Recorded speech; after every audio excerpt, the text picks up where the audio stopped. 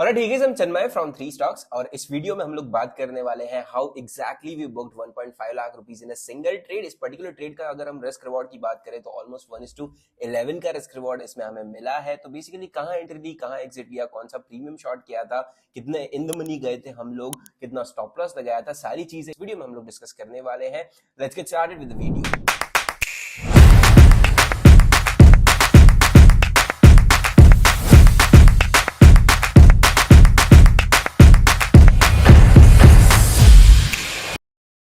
So basically elections के result आए हैं, जब से एक बड़ी सी कैंडल बनी है उसके बाद एक छोटा सा गैप जो है मार्केट में रह गया था, which is this particular one. ये रहा हमारा इलेक्शन का डे। लेकिन यहाँ पर अगर आप देखो तो दूसरे दिन जब मार्केट ने एक गैप अप ओपनिंग दी, वहां से वो ऊपर नीचे वोलेटिलिटी और साइडवेज मार्केट तो दिखा ही रहा था। लेकिन एक चीज जो मुझे दिखाई दे रही थी विच इज वेरी सिंपल, यहाँ पर एक गैप बचा हुआ था और मार्केट ऊपर से घूमकर नीचे आता है, प्रॉफिट बुकिंग होती है, वापस ऊपर चला जाता है, वापस नीचे आता है, वापस ऊपर चला जाता है। एग्जैक्टली 2 दिनों तक ये हुआ और एक्सपायरी के दिन तो पूरा सेकंड हाफ में मार्केट साइडवेज ही रह गया था। That being reason I decided कि जैसे ही ये गैप फिल हो जाता है, अगर यहाँ पर खुलता है और फिर फिल हो जाता है गैप और फिर वहां से अगर सपोर्ट लेता है, that is exactly where I can plan a trade. और वही चीज का हमको वेट था पिछले 2 दिनों से। मतलब यहाँ पर हमारी कोई भी ट्रेड्स एग्जीक्यूट ही नहीं हुई। We were just sitting out there and wait कर रहे थे कि हमारी अपॉर्चुनिटी कब मिलेगी। उसके बाद मार्केट ऑलमोस्ट उस सपोर्ट के पास ही खुलता है, जो सपोर्ट यहाँ पर बैंक निफ्टी ले रहा था उसके पास ही खुलता है। फ्लैट मतलब almost flat opening, gap down to flat, मतलब ज्यादा डिफरेंस था नहीं उसमें। वहां से खुलकर नीचे की तरफ सारे ये जो लोज बने हुए थे सभी को तोड़ देता है और ऑलमोस्ट गैप को जो है 80 to 90% फिल कर देता है। अब देखो, हमें हमेशा जब भी गैप फिल होता है जरूरी नहीं है कि आप सीधे सीधे पूरा ही 100% गैप फिल होने का वेट करो, इतना भी जरूरी नहीं है, राइट। हमने सिंपली क्या किया कि भाई साहब चलो गैप फिल हो चुका है, 80-90% चीजें हो चुकी हैं, अब हम लोग जा सकते हैं और ट्रेड ले सकते हैं, क्योंकि कोई भी इतना ज्यादा जूम करके देखेगा नहीं कि 2 पॉइंट से गैप बचा हुआ है एंड थिंग्स लाइक दैट। अगर यहाँ पर दिख रहा है कि हाँ भाई गैप फिल हो चुका है, जैसे सपोर्ट रेजिस्टेंस एक एरिया होते हैं, एक लाइन नहीं होती, वैसे ही गैप भी जरूरी नहीं है कि पूरा की पूरा ही फिल हो जाए, राइट। उस एरिया से भी मार्केट रिवर्स हो सकता है, बीइंग रीजन। और फिर हम वेट ही कर रहे थे and we could see one very simple and a small thing happening, which is this particular thing. Bank nifty ने on a 5 minutes time frame अभी हम लोग देख रहे हैं, पहली कैंडल तो इतनी बड़ी बना दी, उसके बाद एक इनसाइड बार बना दिया और फिर उसको नीचे की तरफ तोड़ने ही जा रहा था, लेकिन बायर्स की एंट्री यहाँ पर सीधे हो जाती है। बायर्स आते हैं और सीधे की सीधे इस पर्टिकुलर इनसाइड बार को ऊपर की तरफ ब्रेकआउट कर देते हैं। That give us a confidence कि चलो ठीक है, देखो भाई साहब मार्केट का ओवरऑल ट्रेंड क्या है, बुलिश है। मार्केट अभी क्या कर रहा है, गैप फिल करता है। गैप फिल कितना हो चुका है, 80 to 90% हो चुका है। तो अब अगर एक ग्रीन कैंडल बनती है, इसका सिंपल सा मतलब ट्रेडर्स हमारे लिए यही होता है कि यहाँ से मार्केट हो सकता है बाउंस बैक कर जाए। That being reason we just entered on this very fourth candle itself. ये जो ग्रीन कैंडल आपको दिखाई दे रही है, यहीं पर हमने एंट्री हमारी प्लान कर ली थी। If you can just have a look at that, 1,55,598 is how much we have booked here।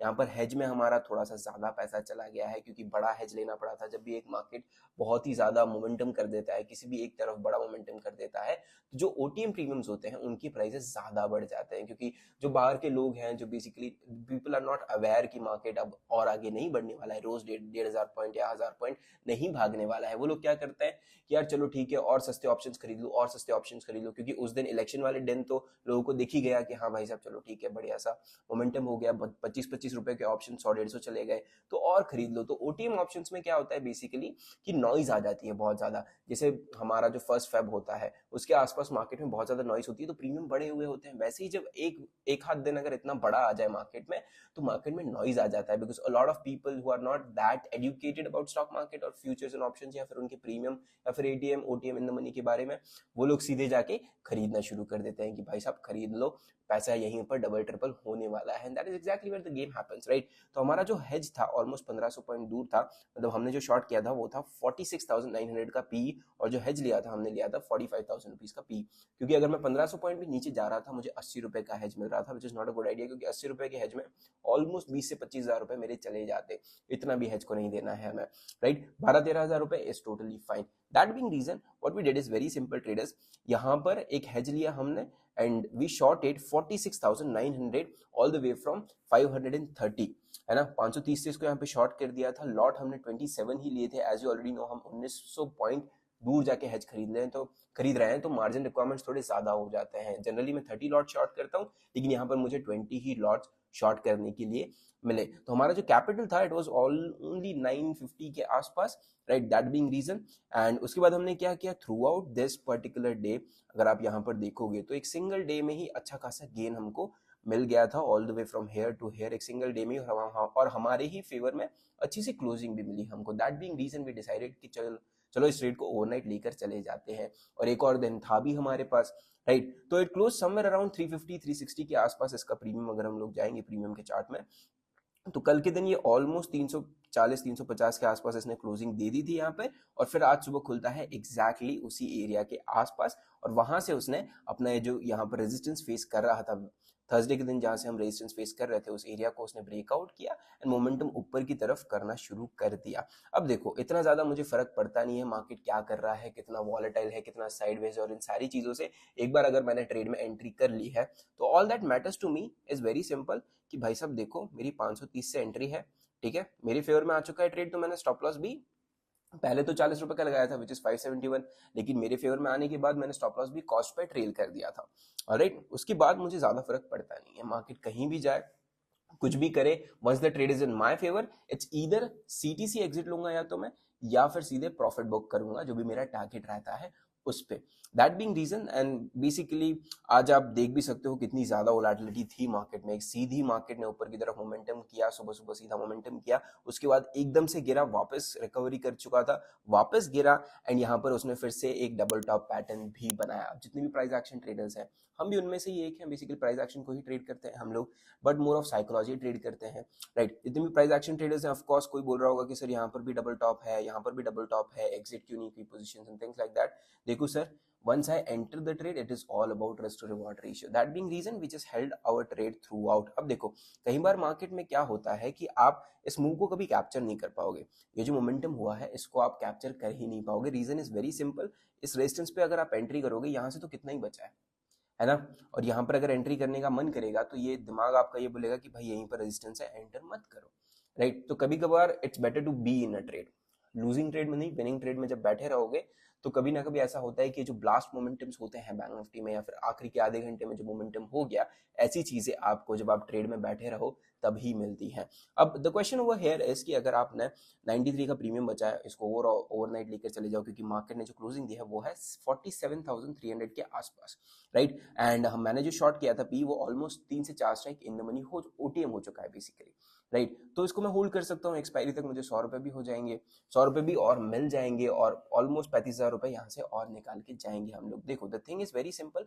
मैं हमेशा किसी भी प्रीमियम को जीरो होने तक होल्ड नहीं करता हूँ। अगर जो हमारे पुराने व्यूअर्स हैं, ऑफकोर्स पुराने ही हैं सारे, नए तो इतने हैं नहीं हमारे पास, है ना। तो जो हमारे पुराने व्यूअर्स हैं उनको पता है कि मैं मेरे टारगेट ऑलमोस्ट 80 to 90% प्रीमियम खत्म होने तक ही रखता हूँ। जैसे ही मुझे 50 रुपए 60 रुपए पे एक ऑप्शन का प्रीमियम मिल गया, अगर 350 400 500 से भी शॉर्ट किया है, 50 रुपए मिलेगा, मैं लेके निकल जाऊंगा, उसके बीच में मैं सोचूंगा भी नहीं। लेकिन आज हमने 93 पे बुक क्यों किया, इसका सिंपल सा रीजन है कि 50 रुपए का अगर मेरा टारगेट है, टारगेट आने में अब सिर्फ और सिर्फ 40 रुपए बचे हैं, और अब आ गया है वीकेंड, है ना। तो मंडे के दिन इसका क्या होगा हमें नहीं पता, हो सकता है गैप डाउन कर जाए, हो सकता है फ्लैट खोल के नीचे गिर जाए।